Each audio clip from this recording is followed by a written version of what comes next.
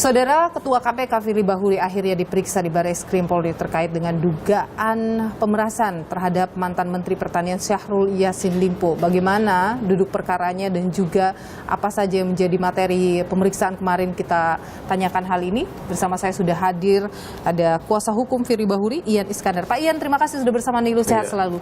Pak Ian, sebelum kita ngobrol, saya ingin perlihatkan dulu ini. Ada reaksi menarik dari Pak Firly ketika selesai diperiksa di Barreskrim. Firly, ngumpet Pak. Kenapa Pak? Kok ngumpet Pak? Pak Firly. Pak, kok ngumpet sih Pak? Pak Ian, apa sih yang terjadi? Kenapa Pak Firly seperti terkesan bersembunyi dari teman-teman wartawan? Saya kira bukan bersembunyi ya.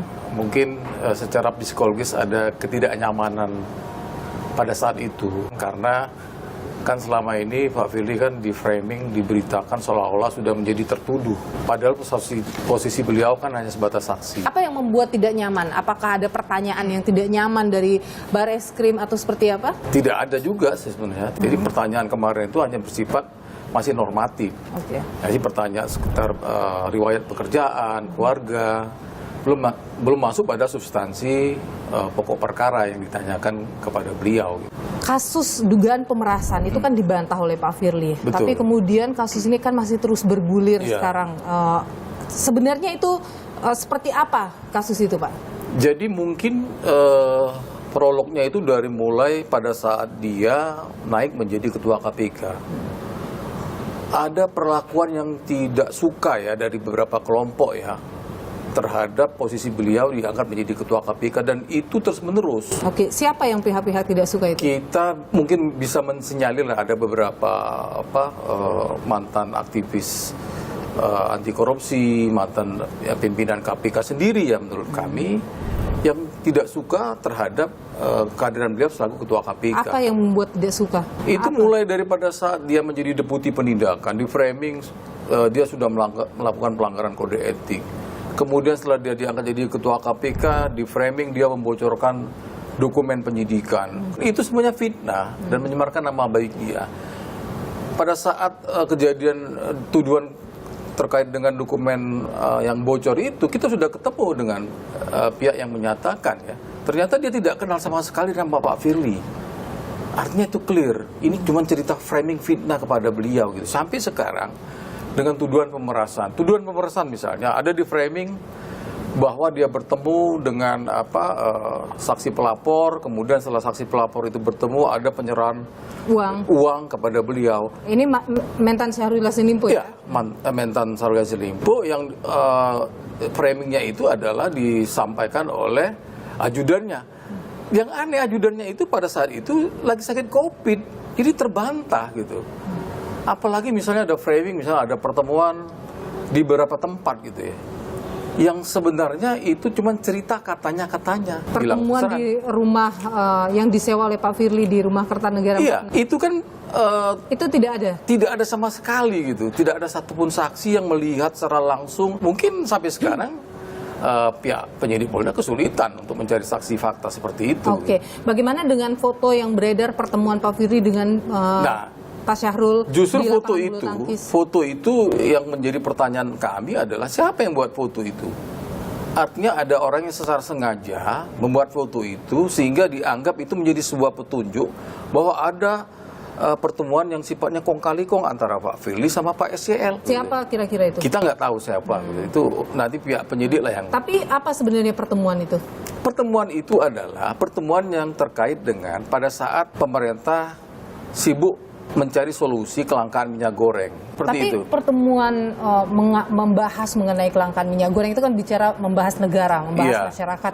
Itu biasa dilakukan secara tidak formal seperti itu, Pak? Saya tidak tahu ya, karena mungkin banyak persepsi lah ya terkait dengan hal itu gitu. Saya tidak tahu persis gitu. Tapi Pak SYL dengan Pak Firly hubungannya seperti apa sih, Pak? Tidak ada hubungan apapun gitu. Tidak ada kedekatan secara Tidak ada kedekatan secara personal. Clear itu masalah itu. Oke. Terkait dengan Pak Firly yang berkali-kali tidak hadir ya dipanggil oleh Polda Metro Jaya dengan alasan menghadiri acara yang lain. Kemudian pemeriksaan minta dilakukan juga di Barreskrim. Itu ada apa sih sebenarnya? Tidak ada apa-apa. Itu persoalan cuman masalah waktu yang tidak tepat ada beberapa kegiatan yang sudah diagendakan sebelum jauh-jauh hari ya.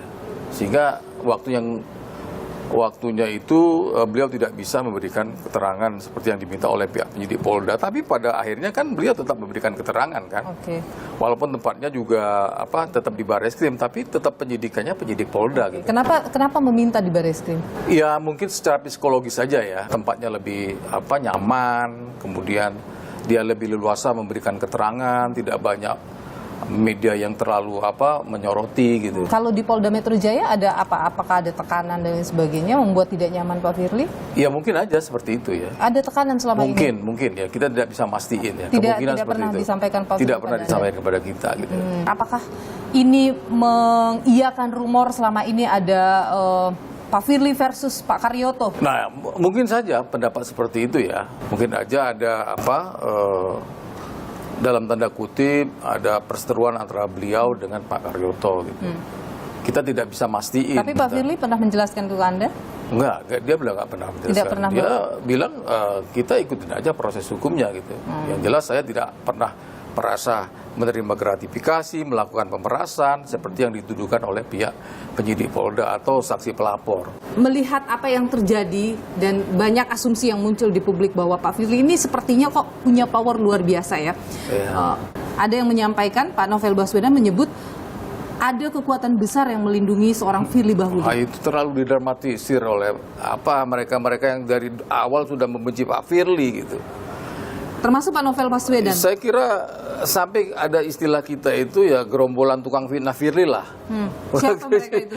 Ya salah satunya yang disebut Mbak tadi gitu kan, ada mantan penasihat KPK, mantan pimpinan KPK, itu aja orang-orangnya itu aja yang melakukan proses framing, fitnah. Sebelum kita wawancara ini Pak Ian, Anda juga sempat menyatakan harus ke KPK bertemu dengan Pak Firly karena ada hal yang urgent juga. Apa sih yang dibahas, ada siapa? Enggak, itu kan agenda dari kegiatan pihak penyidik Polda melakukan rapat koordinasi, monitoring dan evaluasi terkait dengan proses penyidikan yang mereka lakukan, dan mereka kan meminta supervisi dari KPK. Kasus dugaan pemerasan oleh Pak Firly kepada mentan Syahrul Yassin Limpo ditangani Polda Metro Jaya tapi diawasi oleh KPK. Bukan, mereka meminta supervisi. Oke, disupervisi oleh ya, KPK dan hal ini pimpinan KPK juga. Bukan, jadi ada beberapa, saya nggak tahu persis ya, tapi di situ ada bagian-bagian yang melakukan supervisi seperti itu. Dan hasilnya apa ya?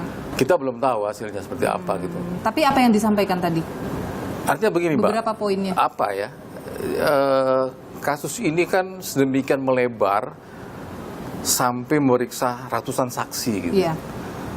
Nah, ketentuan kita KUHAP, kalau tidak ditemukan alat bukti apapun ya, kemarin Pak Firly rumahnya digeledah, kemudian dia sudah diperiksa, saksi-saksi sudah diperiksa.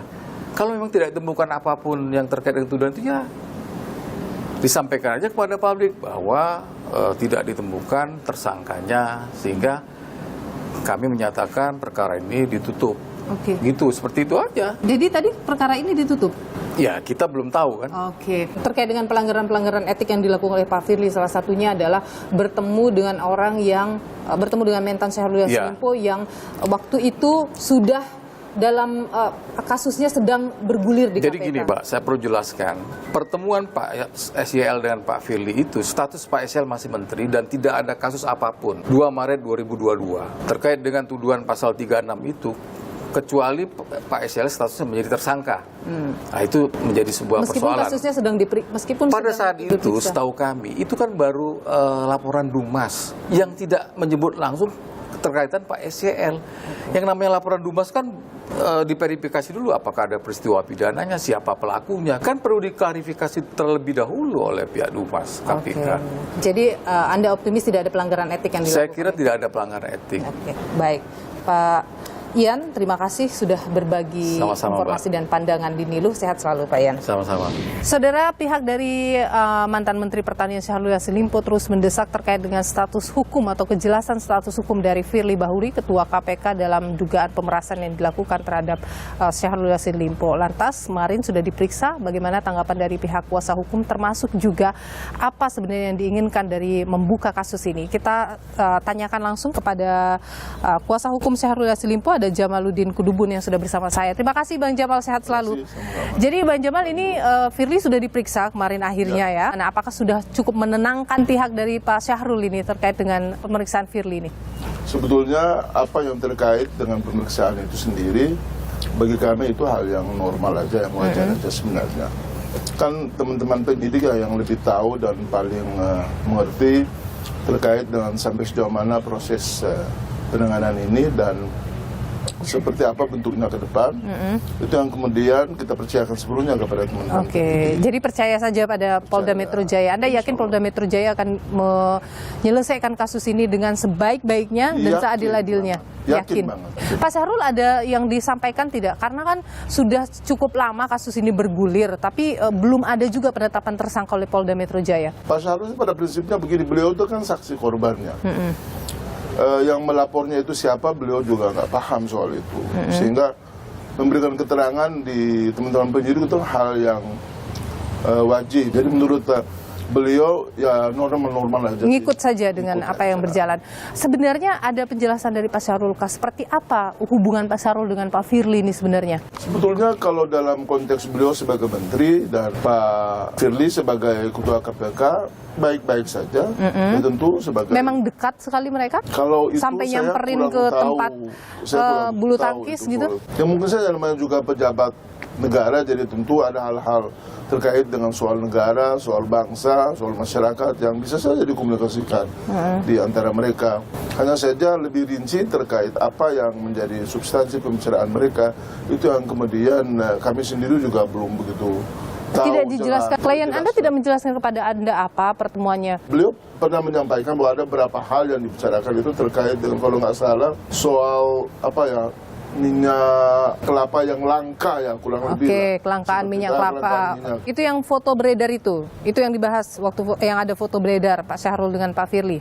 Kalau itu saya kurang tahu, tapi yang jelas pada saat kami menanyakan soal pernah tidak bertemu dan membicarakan tentang apa, itu yang beliau jelaskan. Oke. Soal Pak Syahrul bertemu dengan Pak Firly dan ada penyerahan uang, itu benar? Siapa yang bilang benar? Oke, ini justru itu saya konfirmasi, itu benar ada penyerahan uang sampai 3 miliar itu? Ada, kalau saya nggak salah dari apa yang pernah kami tanyakan itu, beliau nyaris tidak pernah melakukan hal itu. Tidak pernah bertemu? Tidak pernah melakukan itu. Tidak pernah melakukan yang mana? Yang terkait dengan apa yang tadi penyerahan uang itu. Oke, kalau isu pertemuan Pak Syahrul dengan Pak Firly di rumahnya Pak Firly di Kertanegara nomor 46, Pak Syahrul sendiri pernah mengangguki gitu, seolah mengiyakan pertemuan itu. Bapak pernah menemui Pak Firly apa ya di Kertanegara ya Pak? Betul Pak. Ya, tanya Polda. Tapi benar ya Pak pertemuan itu Pak?